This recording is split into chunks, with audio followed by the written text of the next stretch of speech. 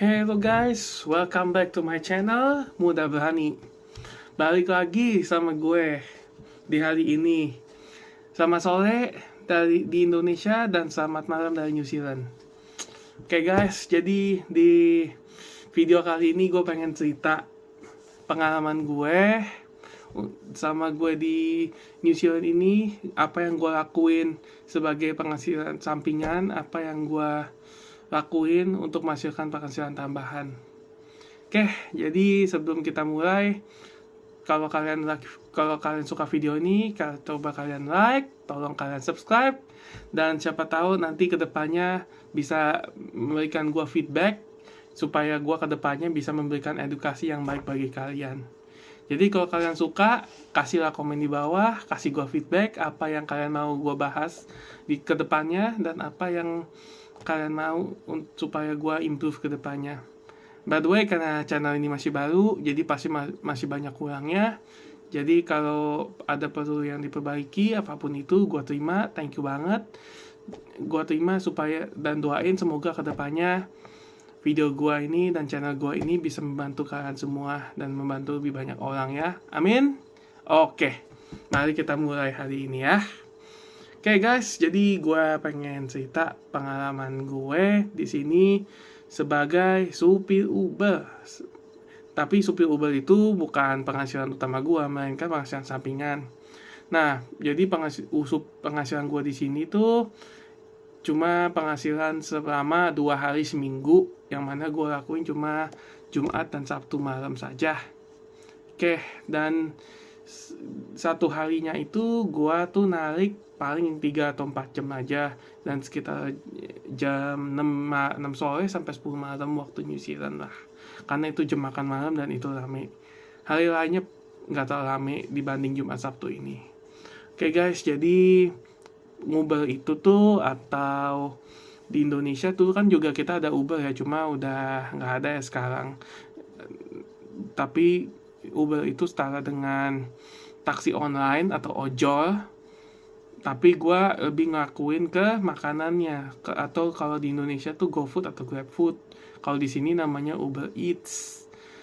Gue nggak bisa ngakuin penumpang karena itu komitmennya banyak, dan kalau di sini lu untuk narik penumpang itu juga harus punya registrasinya, dan lu harus punya kayak izin sebagai supir taksi, dan itu lu harus bayar tiap tahunnya.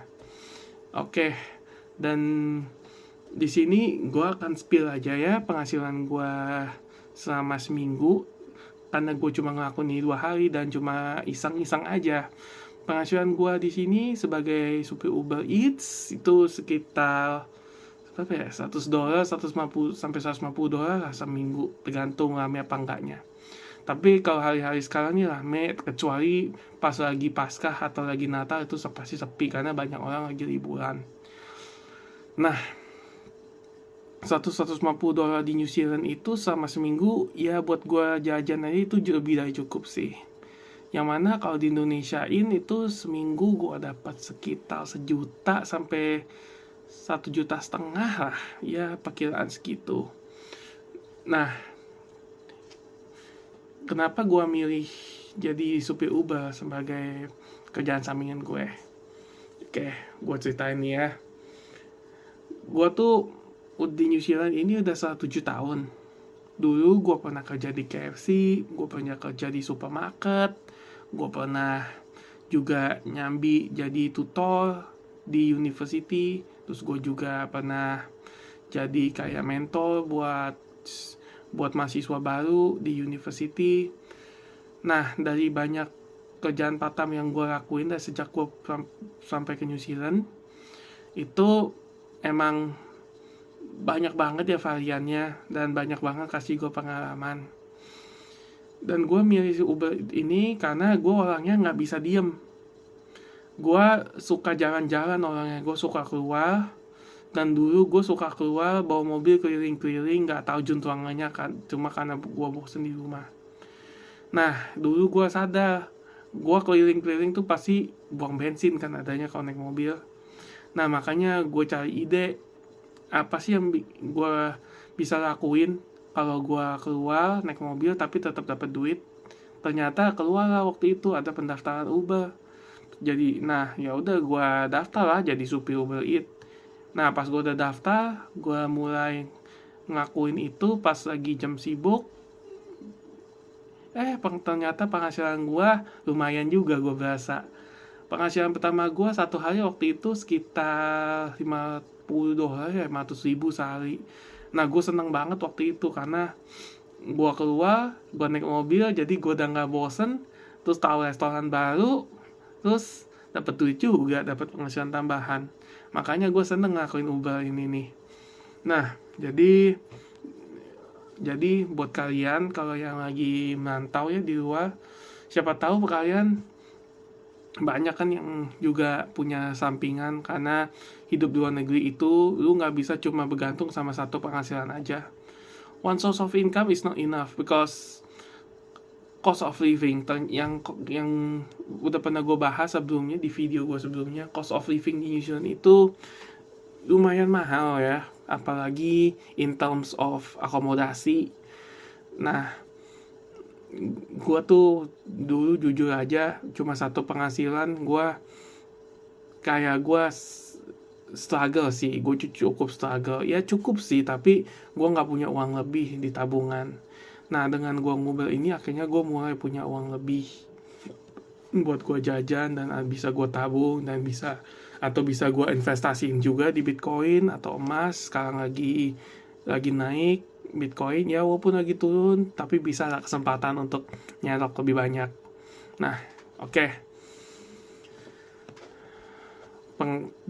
Jadi sama gue ngobrol ini, kenapa yang bikin gue senang juga, di mobil gue bisa dengerin lagu, gue bisa ngobrol sama temen lewat telepon, gue bisa ngajak temen, dan gue bisa ngapain aja di mobil sendiri, dan nggak ada yang komplain, dan waktunya juga fleksibel. Lu mau mulai jam berapapun atau selesai jam berapapun juga terserah lu yang nentuin, dan lu lah be your own boss gitu.